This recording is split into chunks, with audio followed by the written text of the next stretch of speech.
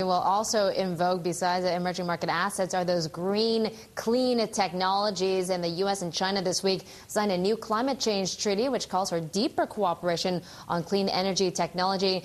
Heidi Kucha joins us from Sydney. Heidi, if the two largest polluters, China and the U.S., are taking steps to counter global warming, that means new investment opportunities. And you went out to seek some in Australia, didn't you?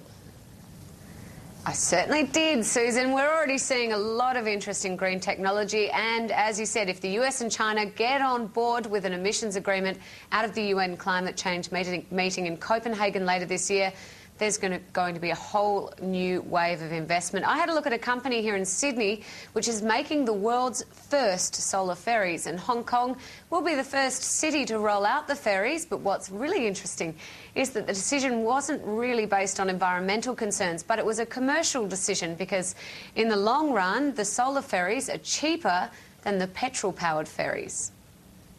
It seems appropriate that Hong Kong's smoggy harbour will be the first to adopt these solar ferries. So it's like the Prius car, except that we can add renewable energy. We were given a sneak preview of the prototype in Sydney Harbour, the result of more than a decade of research and development by Australian company Solar Sailor. On a typical sunny day, the boat will be 3/4 of the power will be powered by solar, and 1/4 of that will be powered by LPG. 4 ferries will begin service in Hong Kong in November. The following month, global leaders will meet in Copenhagen for the UN Climate Change Summit, aimed at reaching an agreement on emissions. Scientists want clear targets and a global approach to global warming. I hope we also get a commitment to transparency for accounting for what's happening. I hope we get a large sum of money on the table for investment in the developing world, particularly for forest protection, and a commitment to tech transfer.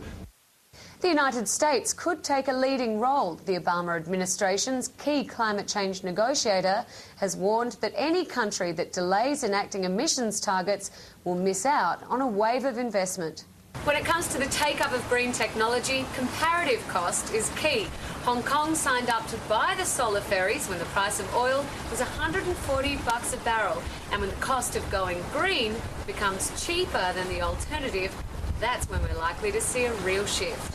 The diesel industry, the engines have hundreds of moving parts, but that industry's had 100 years to develop the technology and develop the economies of scale, and we're coming in and competing against that in 5 or 10 years with a system that has to be as good or better and at the same price or cheaper. Government subsidies can help green companies to compete, so can taxes on emissions. But without a global agreement on climate change, the climate may change faster than government policies. And Solar Sailor has also signed another contract with the US military for solar-powered drones, and they can be at sea for days and even months at a time without refuelling. So in this case, the fact that they're solar actually makes them superior to the alternative, because they don't need refuelling. Now, solar stocks have already been surging this year on speculation about an agreement in Copenhagen. Close to home, China Solar Energy Holdings is listed in Hong Kong. It's up 168%.